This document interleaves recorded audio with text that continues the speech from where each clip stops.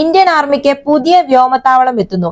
രാജ്യത്തിന്റെ പ്രതിരോധ സംവിധാനം കൂടുതൽ ശക്തിപ്പെടുത്തുന്നതിനായി ഗുജറാത്തിലെ ബനസ്കന്ത ജില്ലയിൽ പുതിയ വ്യോമത്താവളം നിർമ്മിക്കാനൊരുങ്ങുകയാണ് ഇപ്പോൾ ഇന്ത്യൻ സർക്കാർ. ദീസ എയർഫീൽഡ് എന്നാണ് ഈ പുതിയ എയർബേസിന് പേരിട്ടിരിക്കുന്നത്. പ്രാബല്യത്തിൽ വന്നാൽ ആവശ്യമുള്ളപ്പോൾ ഏതു തരത്തിലുള്ള ആക്രമണവും നടത്താൻ ഇന്ത്യൻ വ്യോമസേനയെ ഇത് സഹായിക്കും. പാകിസ്ഥാനിലെ 130 കിലോമീറ്റർ അകലെയാണ് ഇത്. രാജ്യത്തിന്റെ പടിഞ്ഞാറൻ ഭാഗത്ത് ആരംഭിക്കുന്ന ഇത് രാജ്യത്തെ IAF-ന്റെ 52ാമത്തെ സ്റ്റേഷനായിരിക്കും. അതുപോലെ തന്നെ വ്യോമസേനയുടെ സൗത്ത് വെസ്റ്റ് കമാൻഡിന്റെ വളരെ തന്ത്രപ്രധാനമായ എയർബേസ് ആയിരിക്കും ഈ എയർബേസ്.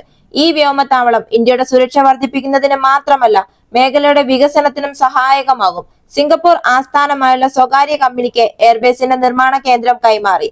ഇതിനായി DA-62 ഇനം ചെറു വിമാനം അടുത്തിടെ അഹമ്മദാബാദിലെത്തി. സർവേയുടെ റിപ്പോർട്ട് പ്രതിരോധ മന്ത്രാലയത്തിന് കൈമാറിയ ശേഷം മുഴുവൻ വ്യോമത്താവളത്തിന്റെയും ഭൂപടം തയ്യാറാക്കും.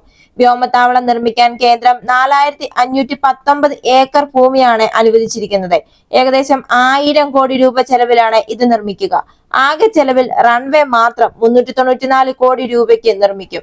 ഈ വ്യോമത്താവളത്തിന്റെ നിർമ്മാണത്തിന് ശേഷം ആവശ്യമുള്ളപ്പോഴെല്ലാം കരയിലൂടെയോ കടലിലൂടെയോ ആക്രമിക്കാൻ സേനയെ ഇത് സഹായിക്കും. ഇന്ത്യയുടെ പടിഞ്ഞാറൻ അതിർത്തിയിൽ കൂടുതൽ വ്യോമ സുരക്ഷ ഉറപ്പാക്കാനും ഇത് സഹായിക്കും. അഹമ്മദാബാദ്, വഡോദര തുടങ്ങിയ പ്രധാന നഗരങ്ങളെ ശത്രുക്കളുടെ ആക്രമണത്തിൽ നിന്ന് സംരക്ഷിക്കാനും ഇത് സഹായകമാകും.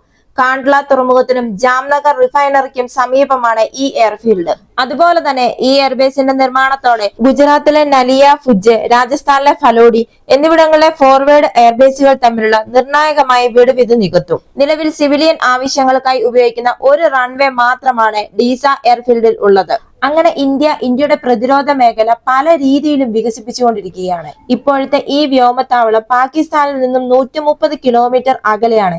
അതുകൊണ്ട് തന്നെ ഇന്ത്യയെ സംബന്ധിച്ചിടത്തോളം വളരെ അധികം പ്രധാനപ്പെട്ടതാണ് ഈ വ്യോമത്താവളം. ഇതിനെപ്പറ്റി എന്താണ് നിങ്ങളുടെ അഭിപ്രായം? മറക്കാതെ തന്നെ കമന്റ് ചെയ്യുക. ഈ വീഡിയോ ഇഷ്ടമായെങ്കിൽ ഒരു ലൈക്ക് തരിക. ഈ ചാനൽ നിങ്ങൾ ഇതുവരെയും സബ്സ്ക്രൈബ് ചെയ്തിട്ടില്ല എങ്കിൽ ഒന്ന് സബ്സ്ക്രൈബ് ചെയ്യുക. അടുത്ത വീഡിയോയുമായി വീണ്ടും കാണാം.